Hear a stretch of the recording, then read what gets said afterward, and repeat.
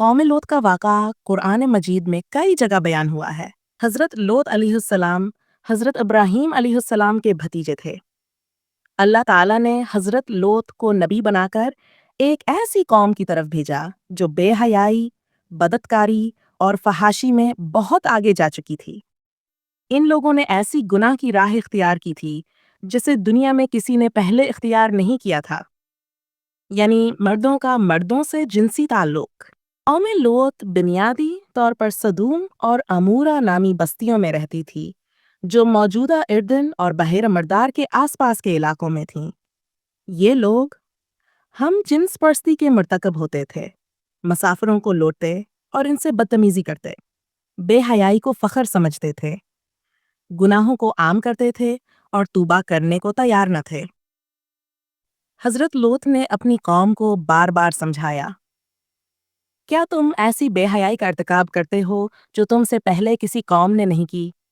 بے شک تم مردوں سے شہود پوری کرتے ہو بجائے اور عورتوں کے، بلکہ تم تو حد سے گزر جانے والے لوگ ہو۔ حضرت لوط نے انہیں اللہ سے ڈرنے کو کہا، حلال اور پاکیزہ زندگی گزارنے کی دعوت دی، عورتوں سے نکاح کے ذریعے عزت والی زندگی کی تلقین کی، لیکن ان کی قوم نے حضرت لوط کی بات ماننے کے بجائے مذاق اڑایا اور کہا، اے لوط، اگر تو باز نہ آیا تو ہم تجھے اپنی بستی سے نکال دیں گے۔ جب قوم لوط نے حد سے زیادہ سرکشی کی، اللہ تعالیٰ کا عذاب ان پر لازم ہو گیا۔ اللہ تعالیٰ نے 3 فرشتے حضرت ابراہیم کے پاس بھیجے جو وہاں سے حضرت لوط کے پاس گئے۔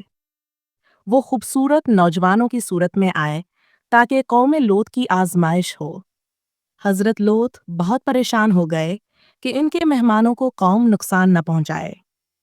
وہ بار بار ان کو سمجھاتے رہے، مگر قوم کے بدفطرت لوگ ان مہمانوں کے پیچھے لگ گئے۔ اب فرشتوں نے حضرت لوط سے کہا، ہم اللہ کے بھیجے ہوئے فرشتے ہیں، یہ لوگ تمہیں کچھ نہیں کر سکتے۔ رات کے وقت اپنے اہل خانہ کے ساتھ نکل جاؤ اور کوئی پیچھے مڑ کر نہ دیکھے۔ جب حضرت لوط اپنی بیٹیوں کے ساتھ بستی سے نکل گئے تو صبح ہوتے ہی اللہ کا سخت عذاب نازل ہوا۔ ان بستیوں کو زمین سے اکھاڑ کر آسمان کی طرف بلند کیا گیا، پھر الٹا کر زمین پر پٹخا گیا۔ ان پر پتھروں کی بارش ہوئی جن پر اللہ کا نام لکھا تھا۔ یہ تباہی اتنی خوفناک تھی کہ پورا علاقہ تباہ و برباد ہو گیا۔ حضرت لوط کی بیوی اگرچہ ان کی اہل خانہ میں سے تھی، لیکن وہ دل سے اپنی قوم کے ساتھ تھی۔ اس نے حضرت لوط کا ساتھ نہیں دیا، اس لیے اللہ نے اسے بھی عذاب میں شامل کر دیا۔ قوم لوط کا انجام ہمارے لیے بہت بڑی عبرت ہے۔ اللہ تعالیٰ نے فرمایا، اور ہم نے اس بستی کو ایک نشان عبرت بنا دیا ان لوگوں کے لیے جو عذاب سے ڈرتے ہیں۔ یہ واقعہ ہمیں یہ سکھاتا ہے، فحاشی، بے حیائی اور ہم جنس پرستی بہت بڑے گناہ ہیں۔ نبیوں کی نافرمانی اور حق کو جھٹلانا انسان کو اللہ کے قہر کے قریب کر دیتا ہے۔ اللہ کا عذاب اس وقت آتا ہے جب انسان سرکشی میں حد سے بڑھ جائے۔ آج کے دور کے لیے پیغام آج بھی دنیا کے کئی حصوں میں وہی گناہ عام ہوتے جا رہے ہیں جو قوم لوط نے کیے تھے۔